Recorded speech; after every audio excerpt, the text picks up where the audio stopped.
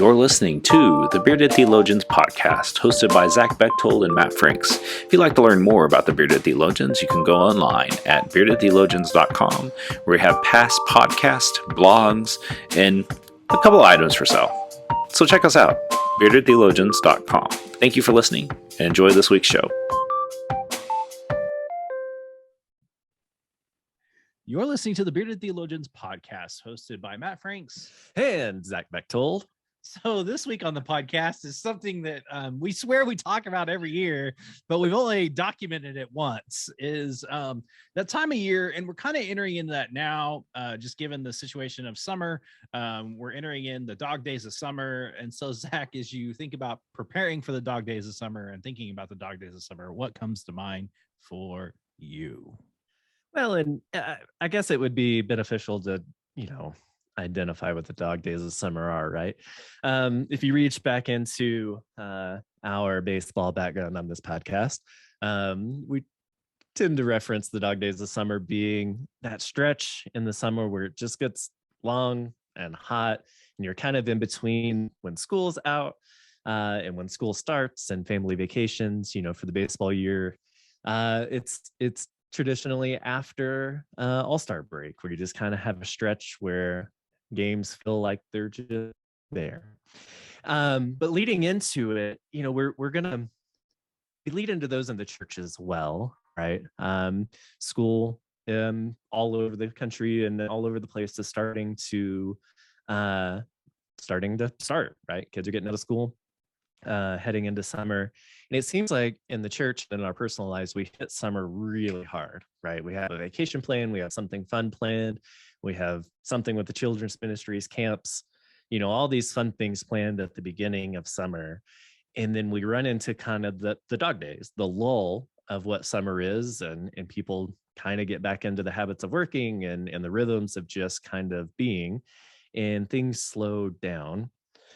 And I swear we talk about it every year. I don't believe our show notes on this one, but it's what do we do with that in the summer? I mean, it's kind of a welcome break for the church and for pastors and for folks, but we also lose a whole lot of momentum through the summer months as well, for a lot of really good reasons. People are traveling, taking vacations, they're getting some rest. It's all, I think, very welcome and very healthy. But maybe that's the question, right? How do we stay healthy with what we're doing in ministry and in life through the dog days of summer? Not overdo it, not underdo it.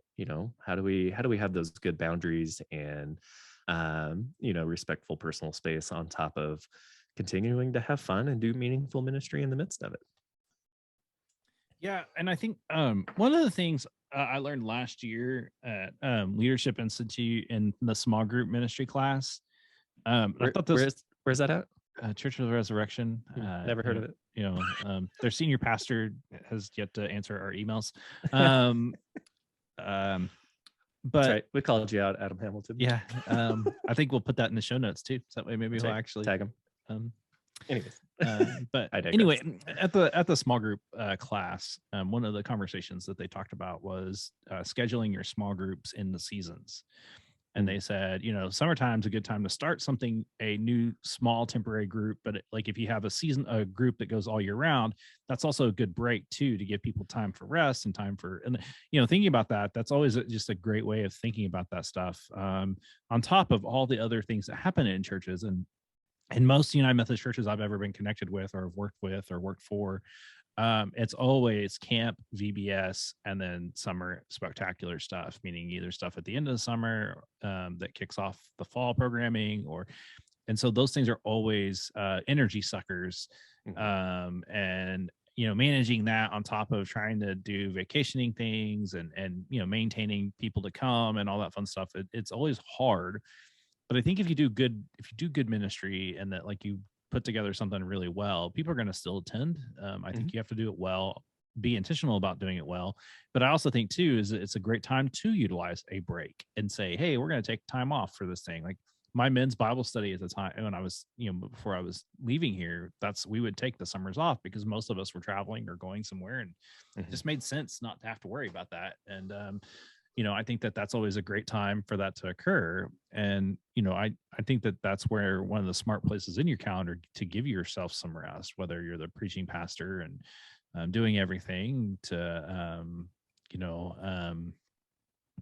whatever it is, if you're a layperson in program ministries, that's a great time to do the few things well, but you don't have to do everything. And I do believe that, like, a few years ago, one of the cool things I did was in the summer months, I had a month of special speakers that came every Sunday, and I did that. I was going to do that here before we found out we were moving, and so I think that that's always a fun,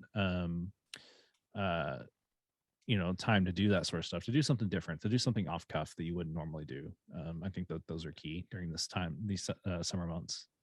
No, and I appreciate that. That was something moving to Montana taught me. One, we lived an hour and a half from Glacier National Park but a lot of my community and a lot of my people, their kids lived and grandkids lived off, right? And so the summer months when you can travel, you went to Glacier and you went and saw your grandkids. And people would always apologize, I'm not going to be there this Sunday, Pastor. That's great. Be where you need to be, right? And I'm big on that presence. And especially when we think about what we're doing and scheduling, if the church is over scheduling people and it becomes a burden to come to the things that we're trying to do, right? Like, oh, I got to go do this thing this week, right? If we can build in space and give our people permission to be where they are, where they need to be, one, in the meaningful things that we're doing in the church and the meaningful things that they're doing in their life, I think that meshes really well through the summer months to provide that space instead of trying to jam pack our schedules with things that are maybe less than meaningful, but we feel like we got to be busy, right? I think really help us through the summer planning, right? Into the fall, and helps people come back into the fall when life is a little bit more normal because school and just I think that's the rhythm of life, right? We're almost taught that rhythm, right? The fall to Christmas, right. January to spring, and then the summers are kind of weird, right? And I think that that's where, in this new day and age of technology that we have, you can still stay connected to the life of the church. Right. You can go far away and, still stay connected. And I think that's one of the gifts of that is that, and that's where I'd almost encourage, if you're going to do something new and different, tapping into the online experience. So that way people can have a place to come and tap into from afar, is a great thing. Like, next Sunday, not this coming Sunday, but the next coming Sunday, I'm going to be preaching from wherever Zach is. I don't know where we're going. He just told me we're going to get Sheridan, Wyoming. He just told me we're going to get in a car and we're going to head to another church. And so I'm just going to be preaching from Zoom to my congregation. I'm kind of excited about that opportunity. It's a little different. And it'll be different for them too. And, I think overall it's still going to be an amazing experience. And I think that we have to be creative on that side, but you should already go ahead and start that work now and not like, oh, we're going to do this week, and then realize you have more work to do than not. So, and I appreciate your idea too about having guest pastors and speakers and things like that come in throughout the summer. Like I said, it gives you a break. It gives the preaching pastor a break, but it also gives your congregation a break from you, from us, which is always helpful, right? But it gives you the opportunity to bring a variety of voices in. That's church planning 101, right? Yeah. You can't preach 52 weeks a year. And so in the summer months, bring some voices in, bring some people in, and do a series out of that. Do, something fun and creative that breaks up the monotony of what a long summer can be. Yeah. And especially coming out of COVID, that seemed like just 2 years of long dog day summers, right? Yeah. And I think that that's key. And so, that's, something to think about as we enter into that dog days of summer. Your kids still have a few more weeks left of school. My kids are out of school. Kids have like 6 more months. And And then, with, I mean, I'll even put it out there, even with clergy that are moving, like go ahead and, still try to keep the rhythms as best you can, our kids are still going to camp. Like they'll go to camp. They'll come home from camp on Friday. We move on Tuesday. Right. And so, I think that those things are necessary and absolutely. Trying to keep some rhythm is healthy. And, well, it's doing the things you enjoy that are meaningful and that create space for all of it, right? Instead of doing the things you feel like you have to do and dredge through and not meaningful for anybody that way. Yeah. Well, talking about not meaningful for anybody in that kind of way, Father's Day is coming up. And, we encourage you to, if you wanted to buy your dad's Bearded Theologians gear, you can do that on our website at beardedtheologians.com. That is probably one of the best swings ever that I've ever made.